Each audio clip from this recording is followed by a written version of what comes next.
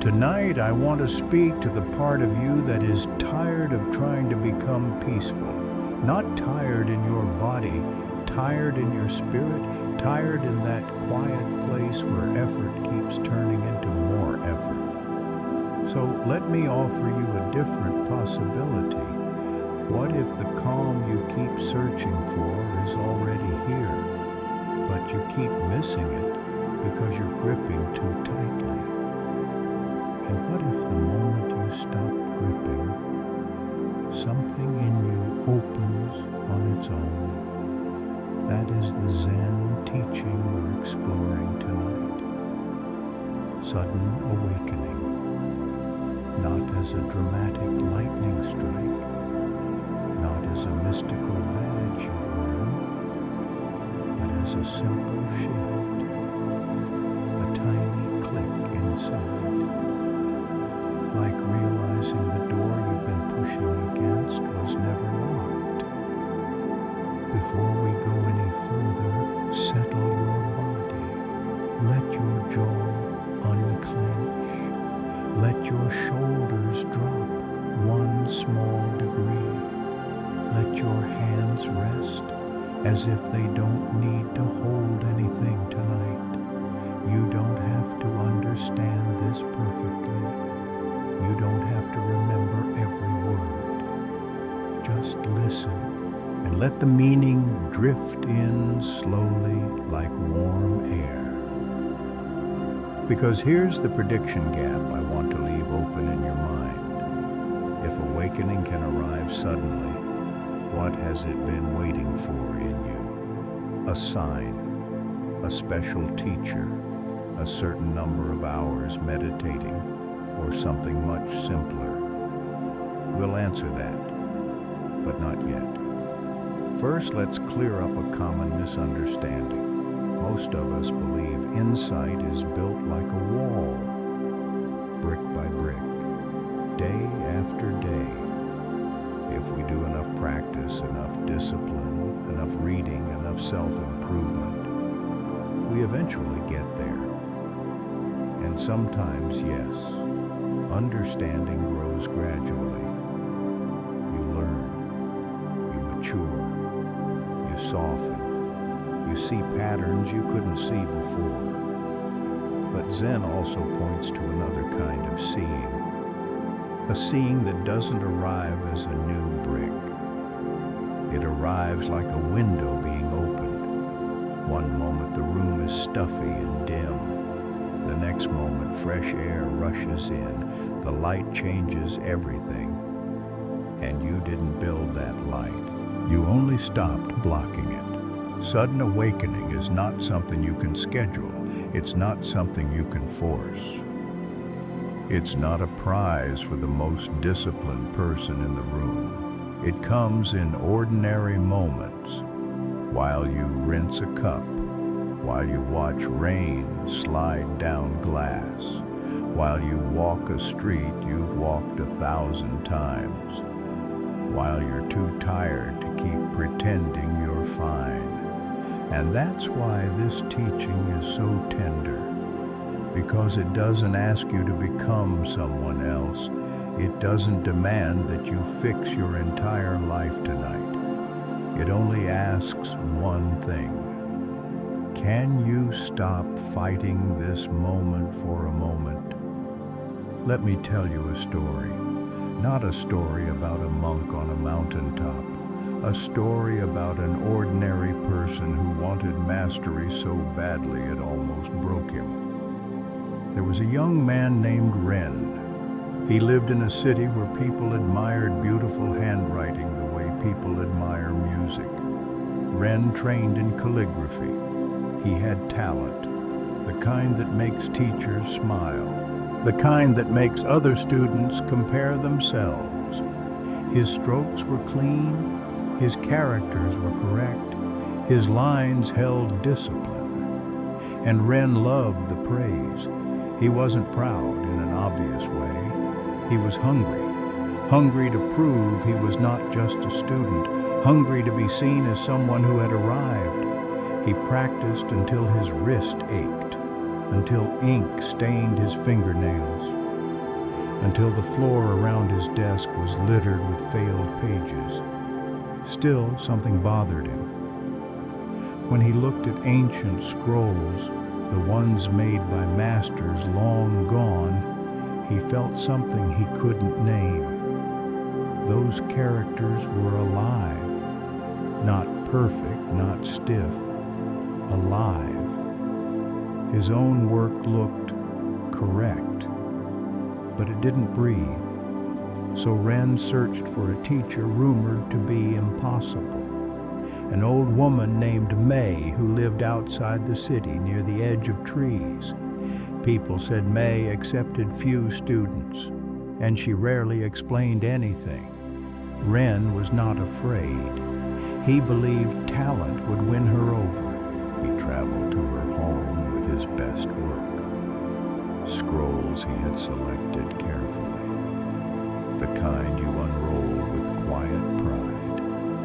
May looked. She didn't nod. She didn't praise. She didn't frown either. She simply rolled the scrolls back up and handed them to him. "Not yet," she said. 2 words. No guidance, no correction, no map. Ren felt heat rise in his face. "Not yet," he asked. "What's missing?" May returned to her own work. "If I could tell you," she said, "you wouldn't need to learn it." Ren went home furious. Then he did what striving people always do. He tried harder. He changed his grip. He changed his brush. He copied new styles. He forced softness. He forced boldness. He forced aliveness. 6 months later, he returned. May looked. Not yet. A year later, not yet. 3 years, not yet. At first, Ren returned with hope, then with desperation, then with anger, then with shame. Then after many years, he returned with something new. Not a new style, a new exhaustion. He had worked on one character for weeks. He couldn't make it alive. He couldn't make it right. He couldn't even remember what right meant anymore. His categories had collapsed. Good, bad, better, worse. All of it blurred into one honest question. What am I doing? He arrived at May's home on an autumn day. Leaves were falling. The air smelled like endings. He unrolled his latest work. It wasn't his best. He knew that. He brought it anyway because something in him had stopped needing to win. May looked for a long time. Ren waited for the familiar wound. Not yet. But May didn't say it. She looked up at him. "What happened?" she asked. Ren blinked. "What do you mean?" "This is different," May said. "What happened?" Ren searched for an answer that sounded respectable. A technique, a breakthrough, a secret. But the only truth he found was plain. "I gave up," he said. May nodded. "Yes," she said softly. "I can see that." Ren felt his chest tighten. 15 years, he whispered. "You made me wait 15 years." May shook her head. "I didn't make you wait," she said. "You were waiting for yourself." Then she pointed at the scroll. "This is the first honest work you've shown me." Ren stared at his own characters, and he saw it. The strokes were not performed. They were not trying to impress. They were not trying to be alive. They simply were. And because of that, they breathed. May leaned closer. "You were full of wanting," she said, "wanting to be recognized, wanting to be special, wanting to be the one who succeeds. That wanting is not evil, it's human, but it tightens your hand, it tightens your mind, it tightens the page." Ren swallowed. "So, the answer was to stop trying." May smiled almost kindly. "The practice was never wasted," she said. "Your skill was necessary. Your discipline was necessary. The ripening was necessary. But the door opens when you stop trying to kick it down. And here's the twist. The thing that finally made Ren ready was not more effort. It was exhaustion. The kind that strips away performance. The kind that leaves only truth. Now, if you're listening and you think, "So I should stop practicing," no. Zen is not saying do nothing. Zen is saying something subtler. Practice prepares the ground, but practice cannot force the flower to open. You show up, you keep ripening, then you let go of demanding a timeline. This is active patience, not passive waiting, not laziness, a steady devotion that doesn't clench into desperation. And I want you to notice something. Even as Ren awakened in one moment, his life had been preparing him for years. The fruit falls suddenly, but it ripens slowly. We only notice the falling. We forget the sun, the rain, the seasons, the quiet work of time.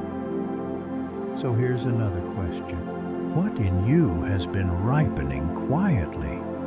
Even if you can't see it, your heartbreak, your failures, your nights of overthinking, your attempts to be strong, your attempts to be kind, your attempts to hold it together. Maybe none of it was wasted. Maybe all of it was ripening. Let's move to a different kind of story. One that feels like a whisper. There was a woman named Nara who grew up near rice fields. Her grandfather worked the land. He wasn't famous. He wasn't educated. But when Nara watched him at dusk standing ankle-deep in water, she felt something. A stillness, not a stiff stillness, a warm stillness, like the whole world had enough room to breathe around him.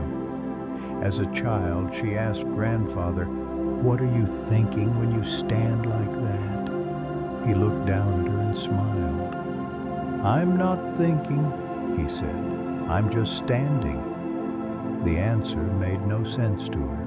How could someone not think thinking was what minds did? Thinking was what kept you safe. Thinking was how you planned. Her grandfather died when she was 16, and the stillness he carried became a mystery she couldn't let go of. So she searched. She read what she could. She visited monasteries. She tried meditation. She learned techniques. She counted breaths. She watched thoughts. And yet every time she stood in the field at dusk, she felt like someone trying to feel something, and that effort made her feel further away. Years passed. Nara married. She worked. She raised children. She lost people. She lived. The seeking didn't disappear. It just softened, like a question she carried in her pocket without always touching it. Then, when she was older, she returned to the fields of her childhood. The first evening back, she walked to the rice paddies at dusk. The water reflected the sky. The air was cool. A bird called out from somewhere unseen. Nara stood there, not practicing, not trying, not searching. She was simply tired. And the evening was simply beautiful. And then, without warning, the question fell away. For a moment, the field was not out there. The water was not separate. The sky was not above her. There was only this, a seamless presence, a single life moving as one. It didn't last long. Maybe it lasted one breath, but it was enough. Nara returned to herself and realized tears were on her face. Not sad tears, recognition tears. She understood her grandfather, not with words, with being. He wasn't thinking because he didn't need to. He was home, inside the moment, and the moment was holding him. Now let's pause, because this is one of the most important parts of the teaching. Sudden awakening is not always fireworks. Sometimes it's a simple disappearance. The disappearance of resistance. The disappearance of separation. The disappearance of the idea that you have to become better before you can belong here. And it can happen in a field, in a kitchen, in a shower, in bed, listening to a voice in the dark. It happens when the mind loosens, not because you won a spiritual contest, because you finally stopped trying to win. Now here's another prediction gap. If awakening can happen in such ordinary moments, why doesn't it happen all the time? And why does it come and go? Let's answer with a different doorway. A doorway many people don't expect. Loss. Sometimes awakening arrives because life breaks our hands open, not to punish us, not to teach us a lesson, but because clinging can't survive when what we cling to collapses. There was a man named Jiro who ran a store by a river. He was proud of it, not vain. Proud in the way someone is proud of a long, honest effort. He built his life carefully. Customers trusted him. His family was comfortable. His future looked predictable. Then a flood came. The river rose higher than anyone remembered. It came at night. It took the streets. It took the walls. It took the shelves. It took the inventory. In the morning, Jiro stood in mud and silence. Everything he had spent decades building was gone. People tried to comfort him. They said things like, "You'll rebuild. At least you're alive. It could be worse." But grief doesn't listen to polite sentences. Grief is a heavy thing, and it doesn't move when you tell it to. Weeks later, Jiro walked to the riverbank at dusk. The same river that destroyed him flowed calmly, almost indifferent. An old ferryman was tying up his boat. His name was Shan. Jiro had seen him for years. One of those people who blends into the background of your life. Shan looked at him and said, "You are the merchant." Jiro answered bitterly, "I was." Shan nodded as if that made perfect sense. Jiro surprised himself by speaking. "How do you bear this?" he asked. watching the river take everything, knowing it could take you next. Sean didn't give a speech. He asked one question. What did the river leave? Jiro almost laughed. Leave, he said. It left nothing. Sean waited. And in that waiting, Jiro had to look. His wife was alive. His children were safe. His breath was still moving. His mind was still aware. The river had taken his story, but it had not taken the one who knew the story was gone. It left me, Jiro said quietly. It left my family. Shan nodded. And did it take the awareness that knows you are grieving? Jiro frowned. What do you mean?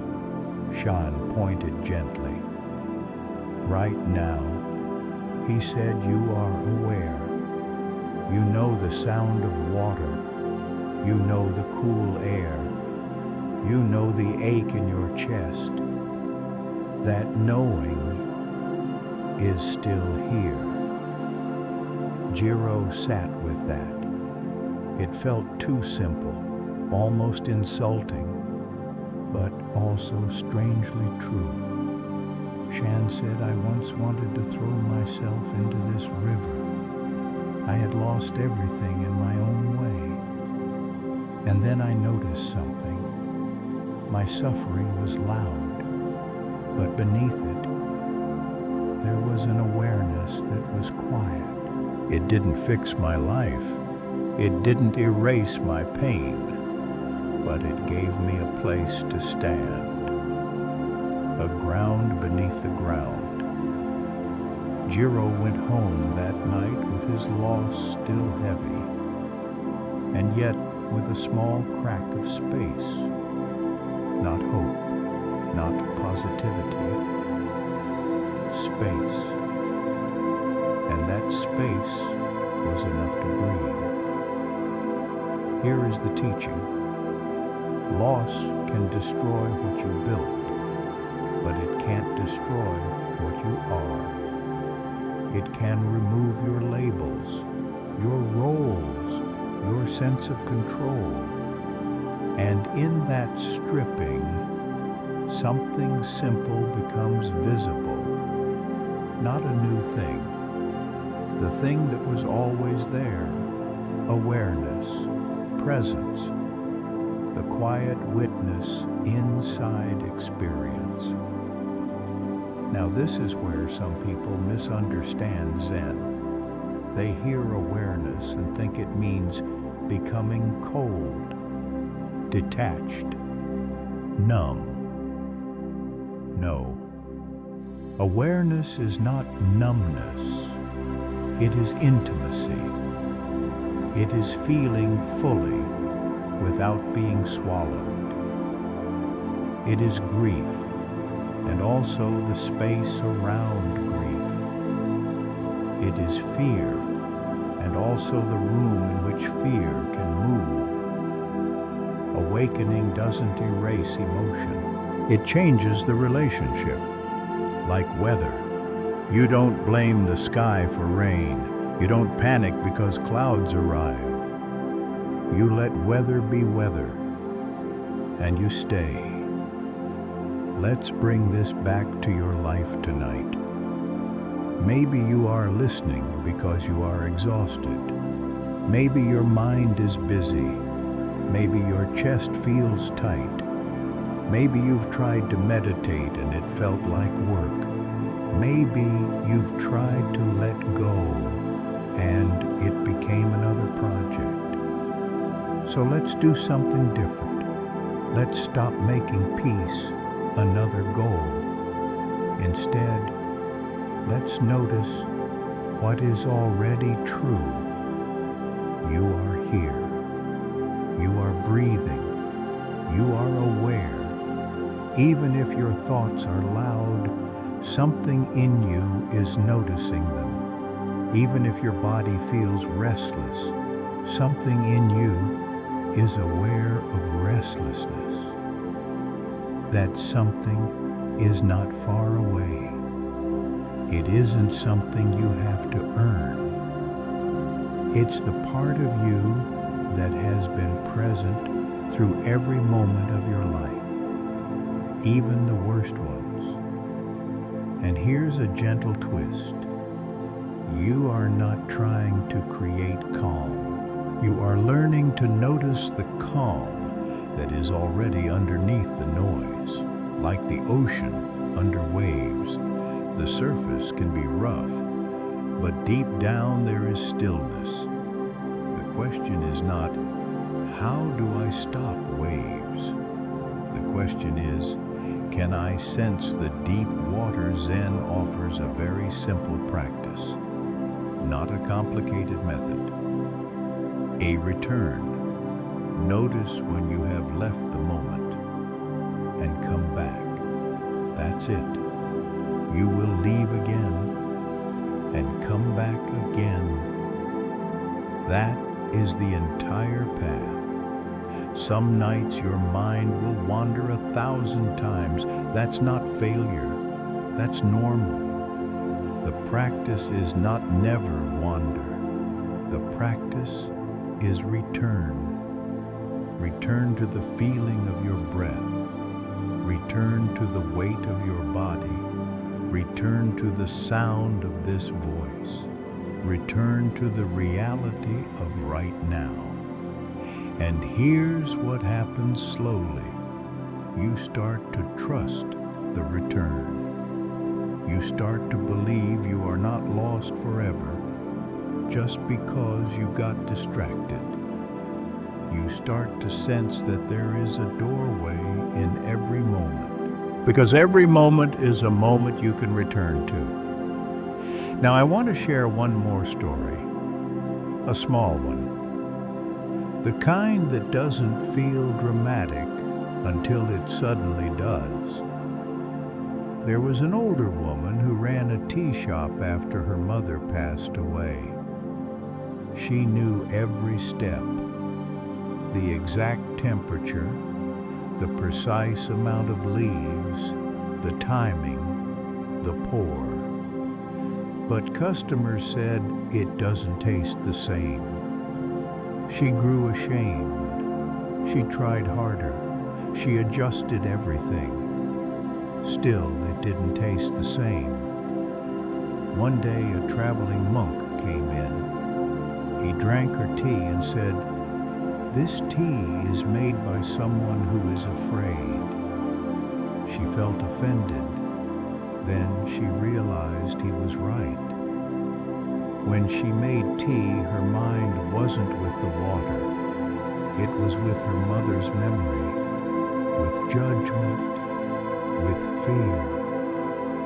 The monk said, "Your mother wasn't trying to make tea like anyone. She was simply making tea. Your hands know the steps, but your heart is somewhere else." So the woman practiced a different thing, not new technique. Presence, steam, cup, water, leaf. This. Weeks later, on a morning when she was too tired to worry, she made tea without thinking about being good. And a customer took a sip and said, "There it is." The tea was alive again, not because she perfected the steps, because she stopped performing. She became present, and presence tastes like something. People can feel it even if they can't explain it. Let me add one more doorway because it surprises people. The doorway of repetition. Some of you are living inside routines that feel endless. Same commute, same chores, same conversations, same problems returning in different clothing. And you wonder if awakening is real. Why does my life still look so ordinary? Zen answers gently. Awakening does not remove you from the ordinary. It reveals the ordinary. There was a stonecutter named Wei. He had struck rock for decades. His shoulders hurt, his hands cramped. He watched younger workers swing faster, and he felt time closing in. He began to live in a countdown. How many years until I'm done? How many days until I can rest? One afternoon, he asked an older stonecutter beside him, "How do you bear it? The endless work, the pain, the years?" The old man didn't argue. He asked, "When you strike the stone, where is your mind?" Wei wanted to say, "On the stone," but he knew the truth. His mind was on the ache, on the past, on the future, on the fear of becoming useless. The old man said, "The pain is real, but the suffering is the extra time you add to it. The stone is only this moment, this strike." He lifted his hammer, and he brought it down with total attention. Nothing dramatic happened, just iron meeting rock, but there was a completeness in it, as if one strike was enough to be a whole life. Wei tried to imitate that, not the technique, the attention. He failed often. His mind wandered. He complained. He compared. Then he noticed, and he returned again and again and again. Weeks later, on a cold morning, something opened. He raised his hammer. He struck. And for one instant there was no past, no future, no me trapped in labor, no me racing toward retirement.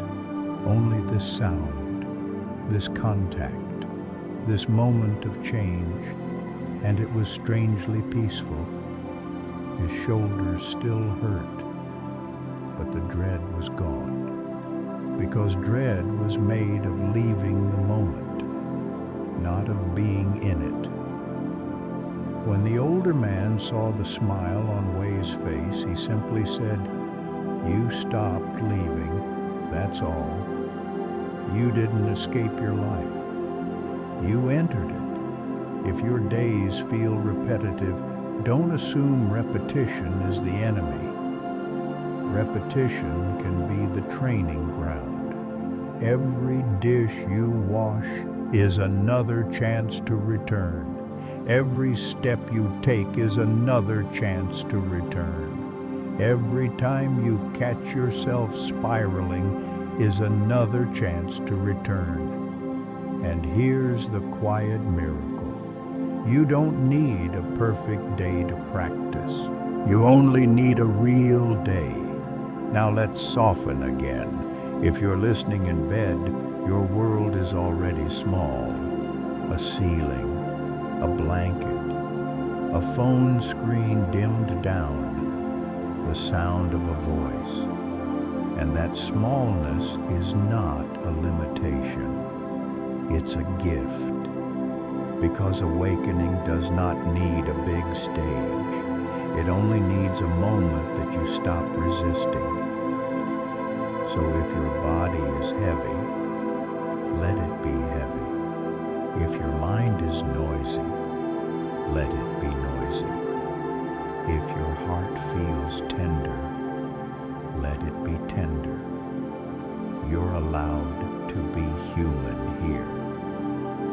And right inside your humanness, there is a quiet awareness that is not in conflict with anything. It's simply present, and it is enough. Now listen closely. This is not only about tea. This is about how you live. Your life tastes different when you are here for it. Your words change. Your movements soften. Your reactions slow down. Not because you became spiritual, because you became present. And presence is the miracle that was always available. Now let's land this gently. Sudden awakening is possible, but it doesn't happen by force. It happens by ripening, by living, by practicing, by failing, by starting again, by losing what you thought you needed, by discovering what remains. And then, in an ordinary moment, a window opens, not because you earned it, because you stopped blocking it. If you want one thing to carry from tonight, carry this. You don't have to solve your whole life to rest. You don't have to achieve enlightenment to be okay. You only have to return. Return to this breath. Return to this moment. Return to the simple fact of being here. And if you're thinking, but I can't stay here, my mind keeps running, that's okay. Let it run. And when you notice it running, return 1,000 times, 1,000,000 times. Each return is a beginning, and awakening is made of beginnings. Now let's leave the ending open the way Zen loves to do, because the most important part of sudden awakening is that you can't predict it. It might come tomorrow while you wash a cup. It might come next week while you stand in the shower. It might come in the middle of an argument when you suddenly stop fighting. It might come tonight, right after this sentence, when you feel your body sink a little deeper into the bed and you realize you were holding your breath without knowing it, and you let it out. And for one quiet second, everything is simple. Let your eyes rest. Let your breathing be natural.